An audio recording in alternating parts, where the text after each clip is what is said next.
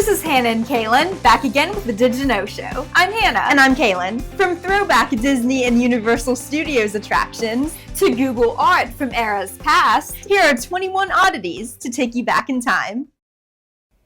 Have you ever heard of the disappearance of the Capitol Hill Mystery Soda Machine? The 1970s vending machine appeared in front of the Broadway Locksmith on East John Street in Seattle in the late 90s. It was known for having mystery buttons, which dispensed unusual soda brands when pressed, either brands that had been discontinued or were only available abroad. In fact, the machine initially only had one mystery button and otherwise dispensed regular sodas, but eventually all 6 buttons were changed to mystery ones. The mystery stems from the fact that no one, including employees of the store, claims to know who stocks the machine, and in 2018, the machine seemed to disappear into thin air. So have you seen the mystery soda machine?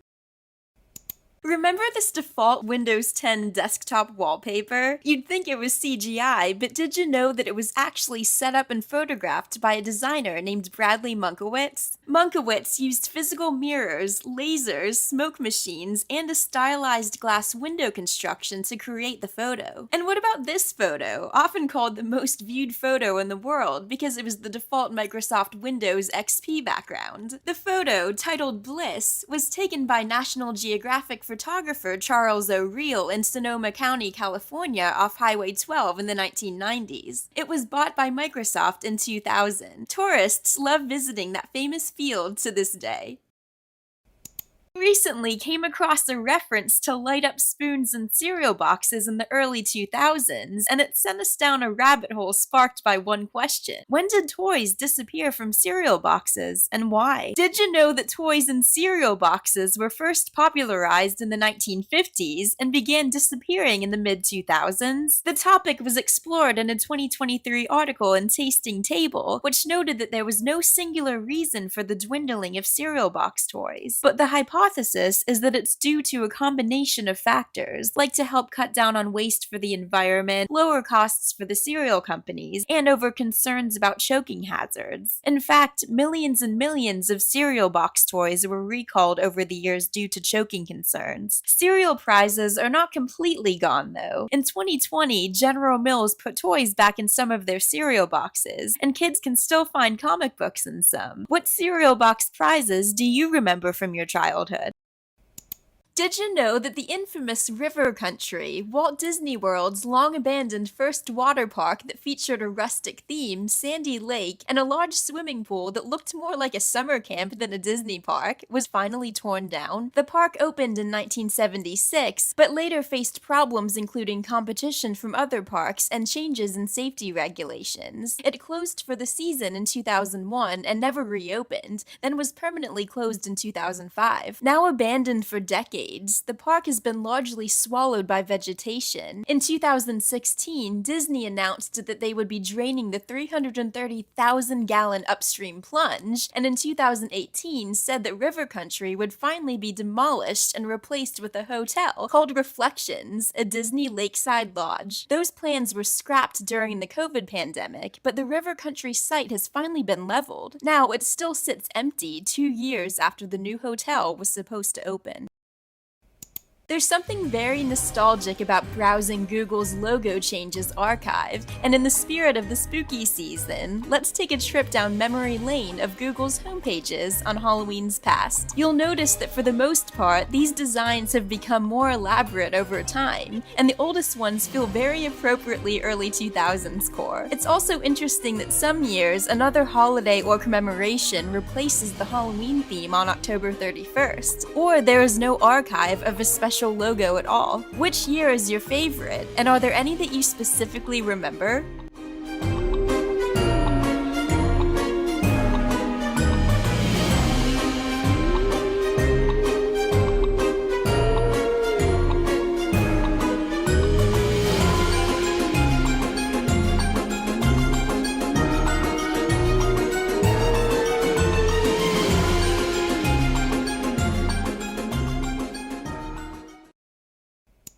Picture this. You're riding Jaws at Universal Studios Orlando, and you fall into the water with this animatronic, which thrusts with power equal to that of a Boeing 737 at takeoff. That's exactly what happened in July 1990, when the ride boat's railing broke and a 39-year-old man splashed into the Amity Harbor recreation, which was filled with tracks and over 2,000 miles of electrical wire. He was pulled back on board as guests clapped, assuming the fall was part of the ride. The man sued Universal for $1 million, claiming poor ride maintenance. In fact, the ride broke down all the time, and in its early days was evacuated almost daily. The ride was eventually almost completely overhauled before being closed in January 2012 and replaced with Harry Potter Diagon Alley. The remains of the animatronic was confirmed to have been found in a backyard in Maryland in 2021. It's now part of a Jaws display in a Staten Island restaurant called 494 Chicken. Kingda, which for years reigned as the tallest and fastest roller coaster in the world, is officially closed for good. At 456 feet, the King of Coasters kept its title as the tallest in the world from its opening in May 2005 to the day it suddenly went out of commission on November 10, 2024. It also remained the world's fastest roller coaster until November 2010, when Formula Rossa opened at Ferrari World in Abu Dhabi. Kingda shattered records at 128 miles per hour. Then came Rossa, which reached 149.1. Now that Kingda is retired, the world's tallest regular full-circuit roller coaster is Red Force in Ferrari Land in Spain, with a height of 367 feet. Technically, the world's tallest roller coaster is Superman Escape from Krypton at Six Flags Magic Mountain in California. It has a height of 415 feet and a drop of 328 feet. What's next? Six Flags in Saudi Arabia is constructing the new world's fastest, tallest, and longest roller coaster, which is 640 feet tall and goes 155 miles per hour. Did you know that 3 animatronic sharks, all of which were named Bruce, were used in the filming of the 1975 movie Jaws? Each of the fiberglass sharks malfunctioned so much during filming that the filming ran over schedule and budget, and after the movie they were left in a backlot to rot away. The year the movie came out, production designer Joe Alviz's original mold was used to make one more shark, which was hung by its tail and greeted visitors to Universal until around 1990. This shark was then sold to junkyard owner Sam Adlin, who took in the 25-foot-long monster at Adlin Brothers Auto Wrecking in Sun Valley, California, where it would stay for 25 years. Eventually, Sam's son inherited the shark, and in 2016 donated it to be displayed at a movie museum built by the Academy of Motion Picture Arts and Sciences. The museum opened in 2021, and you can go visit Bruce in Los Angeles now.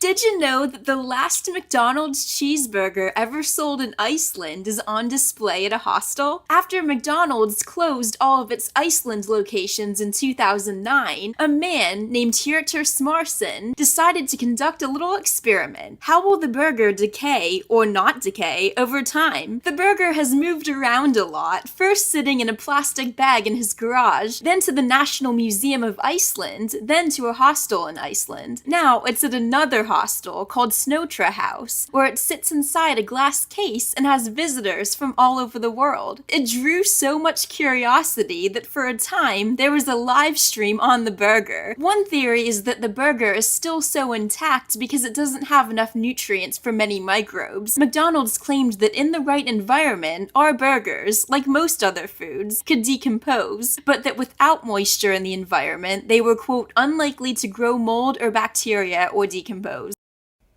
Did you know that you're looking at one of the most famous art pieces recovered from the World Trade Center in the aftermath of the 9/11 attacks? The 25-foot-tall bronze sculpture, known as the Sphere, was made by German artist Fritz Koenig and is the world's largest modern bronze sculpture. It stood between the Twin Towers on the Austin J. Tobin Plaza of the World Trade Center from 1972 until September 11, 2001. It was the only work of art to be recovered mostly intact from the ruins. The Sphere was dismantled and stored near a hangar at JFK Airport, then was on display in Battery Park from 2000 2002 through 2017. It now sits at Liberty Park, overlooking the 9/11 memorial and its original location. Still a valued art piece despite its damage from the attacks, the sculpture acts as a symbol of resilience.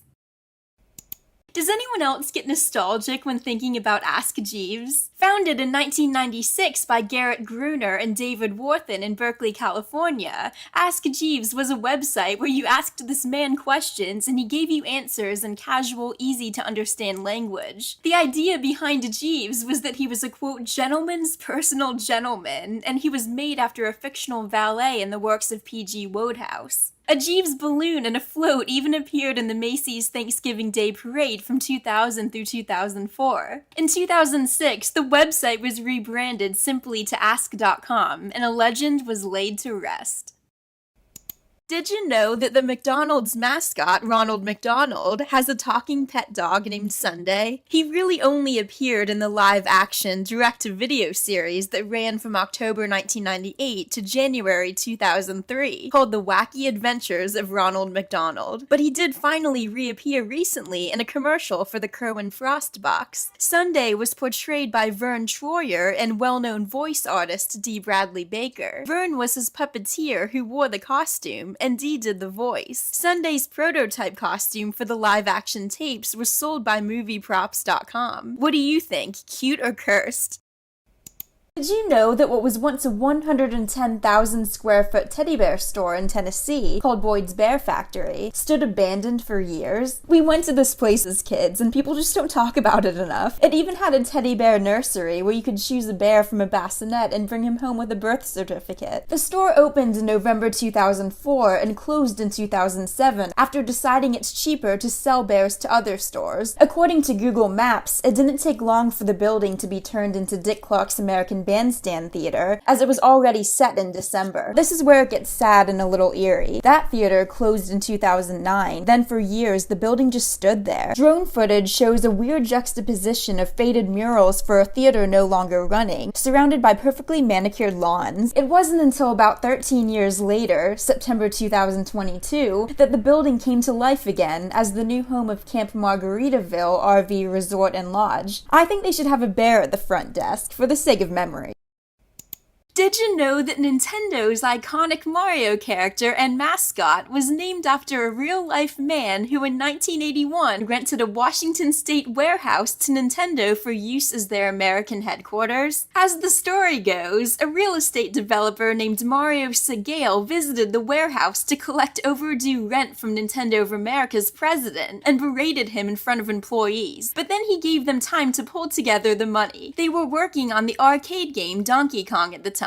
The president, Minoru Arakawa, and his developers then hatched the idea to rename the game's main character, who was then called Jumpman Mario. In 2015, Nintendo confirmed the story that their Mario character was indeed named after Segale. Segale told the Seattle Times in 1993, "You might say I'm still waiting for my royalty checks." He died in October 2018 at age 84. The obvious next question is, did he have a friend named Luigi?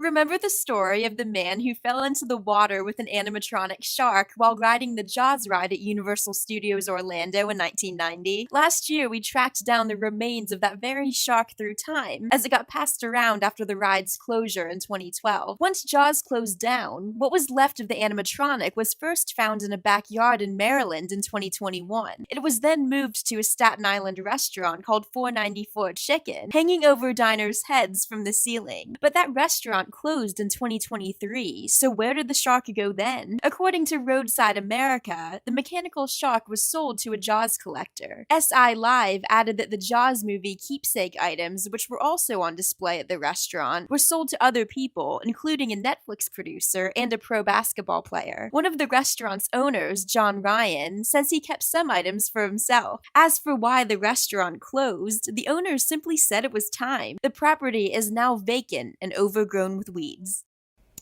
90s and 2000s kids remember Limited too, right? Well, did you know that the brand is back? Limited 2, which has been defunct since it merged with Justice in 2009, returned June 27th with a colorful rooftop party in Times Square, where the new back-to-school collection set to launch in July was unveiled. Its first drop will be available both in Kohl's stores and online. The fact that some of these styles resemble the Limited 2 clothes we all used to wear is so nostalgic. So here's the question for you guys. What's the difference between Justice's style and Limited 2's? Did you know that Chuck E. Cheese just came out with the cookbook? The company advertises the book as containing the perfect recipes for people of all ages to make for a party spread, hence the title Chuck E. Cheese and Friends Party Cookbook. Just a few of the recipes are breakfast pizza, rainbow marble, unicorn cake, and mummy dogs, none of which can be found at an actual Chuck E. Cheese as far as I can tell, which is interesting. Honestly, as long as they dropped their classic cheese pizza recipe in there, I can get behind it.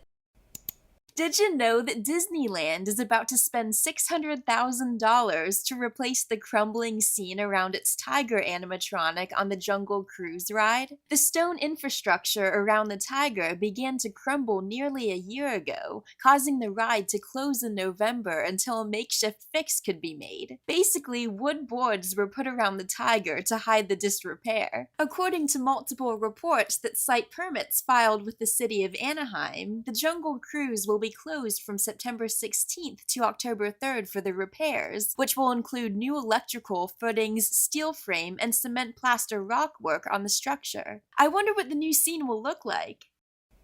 Do you guys remember how different Starbucks looked in the late 90s and early 2000s? I honestly was starting to feel like I just imagined the old Starbucks until I came across some photos the other day and realized it was exactly as I remembered from when we were kids. Purples and reds inside and a totally different style of menu and decor. I even remember there being a stronger scent of coffee in the bakery items when you walked in, but sadly I can't confirm that from these photos. I remembered it having such a local coffee shop feel, but just felt like a lot of it was the way you misremember things from childhood, until these photos showed me it was true. And by the way, here's what McDonald's looked like at around the same time. So what do you remember?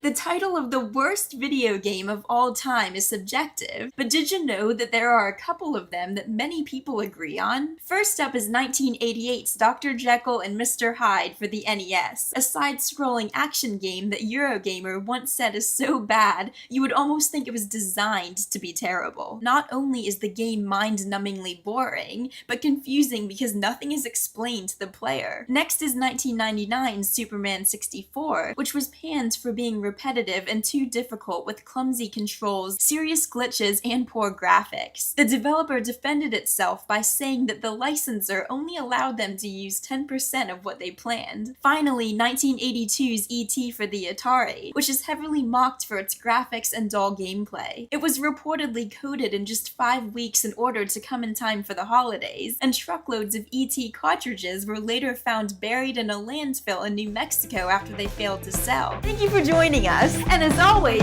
let us know if there's any topics that you'd like us to dive into. Till next time!